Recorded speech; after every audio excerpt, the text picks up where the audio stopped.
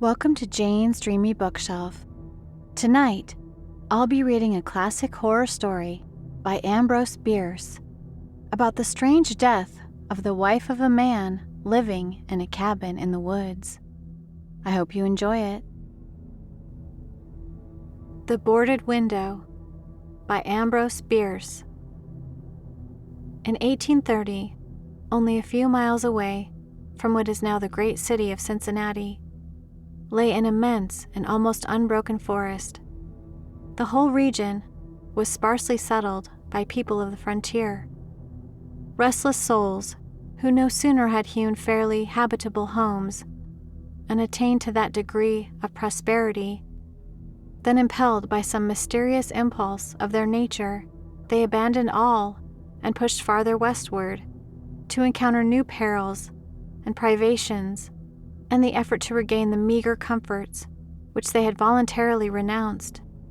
Many of them had already forsaken that region, but among those remaining was one who had been of those first arriving.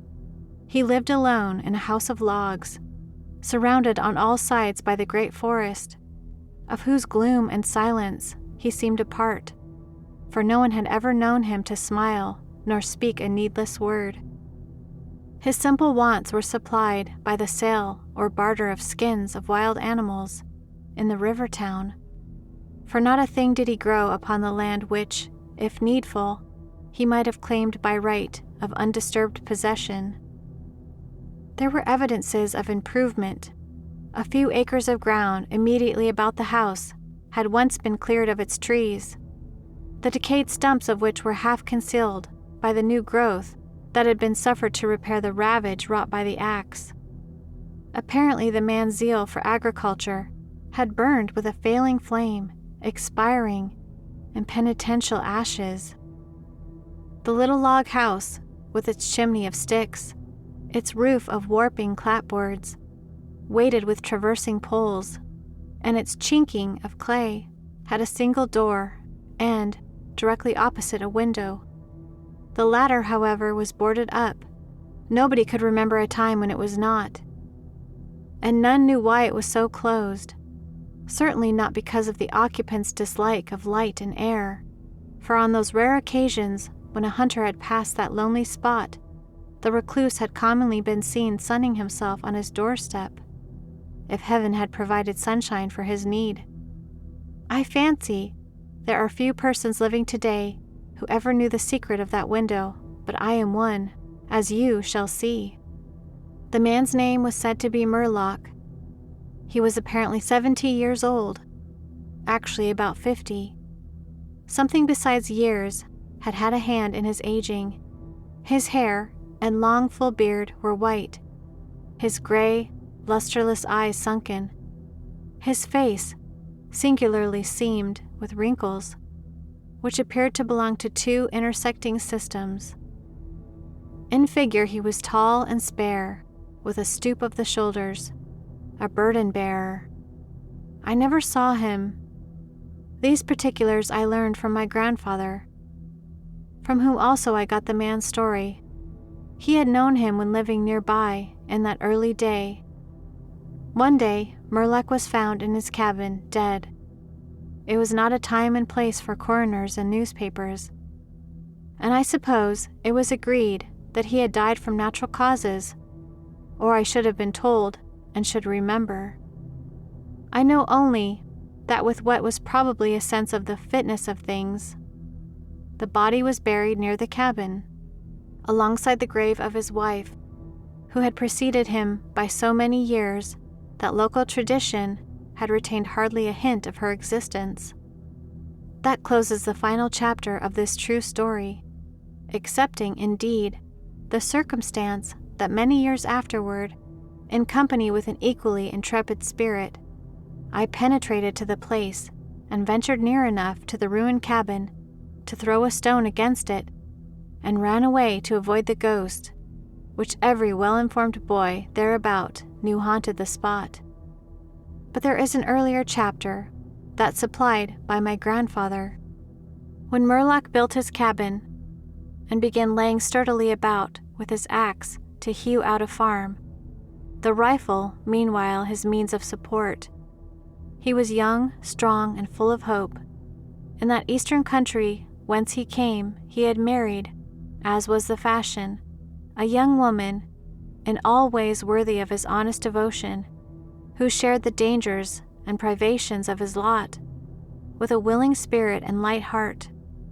There is no known record of her name, of her charms of mind, and person tradition is silent, and the doubter is at liberty to entertain his doubt. But God forbid that I should share it. Of their affection and happiness there is abundant assurance in every added day of the man's widowed life. For what but the magnetism of a blessed memory could have chained that venturesome spirit to a lot like that? One day, Murlock returned from gunning in a distant part of the forest to find his wife prostrate with fever and delirious.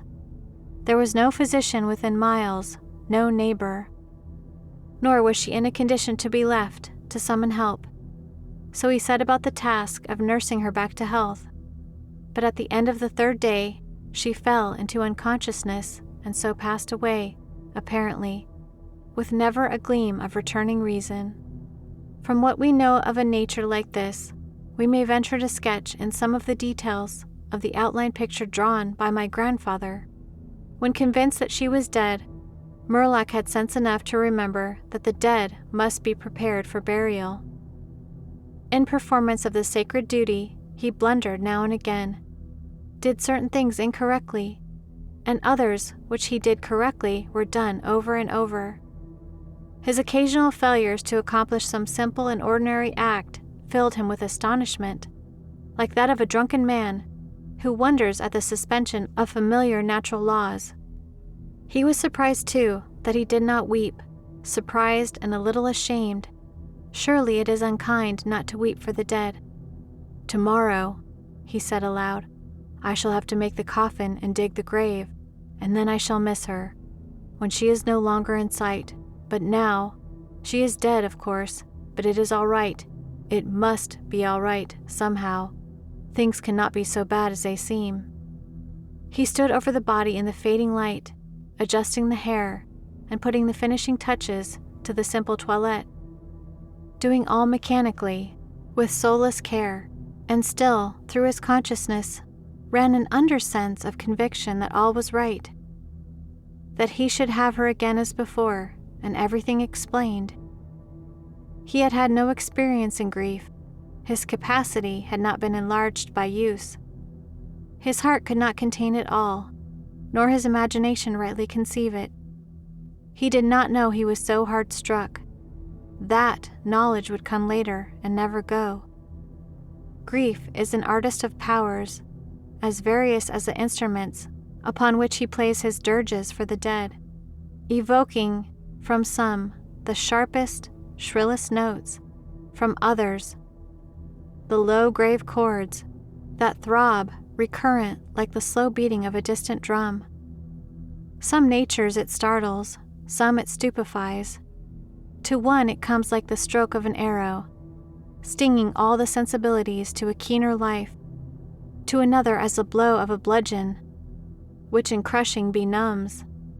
We may conceive Murlock to have been that way affected, for, and here we are upon surer ground than that of conjecture, no sooner had he finished his pious work than, sinking into a chair by the side of the table upon which the body lay, and noting how white the profile showed in the deepening gloom, he laid his arms upon the table's edge and dropped his face into them, tearless yet and unutterably weary.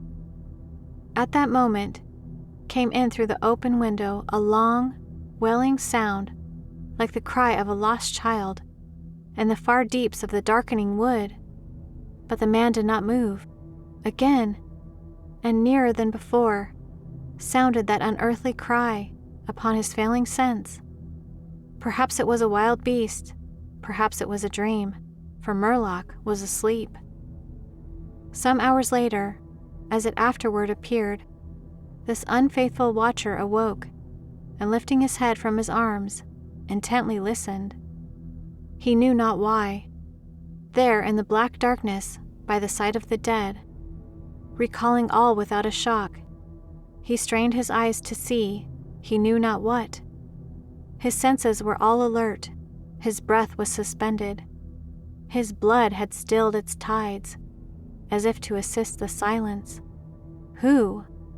What had waked him, and where was it?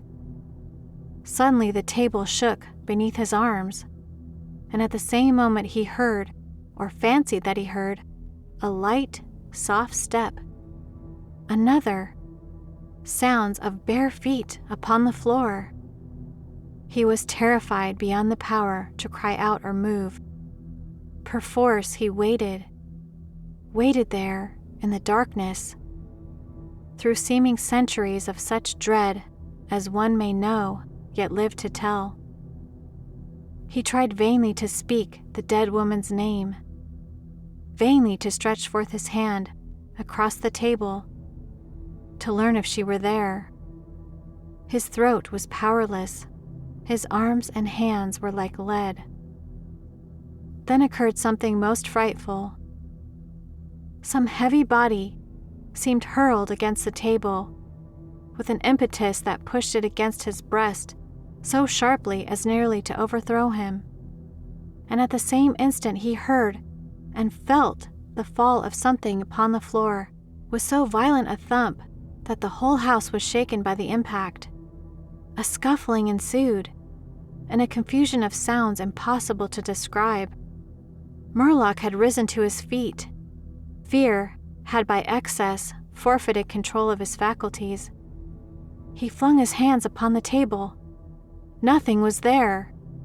There is a point at which terror may turn to madness, and madness incites to action. With no definite intent, from no motive but the wayward impulse of a madman, Murlock sprang to the wall, with a little groping seized his loaded rifle, and without aim discharged it. By the flash which lit up the room with a vivid illumination, he saw an enormous panther dragging the dead woman toward the window, its teeth fixed in her throat. Then there were darkness blacker than before, and silence. And when he returned to consciousness, the sun was high, and the wood vocal with songs of birds. The body lay near the window, where the beast had left it when frightened away by the flash and report of the rifle. The clothing was deranged, the long hair in disorder. The limbs lay anyhow. From the throat, dreadfully lacerated, had issued a pool of blood not yet entirely coagulated. The ribbon with which he had bound the wrists was broken. The hands were tightly clenched. Between the teeth was a fragment of the animal's ear.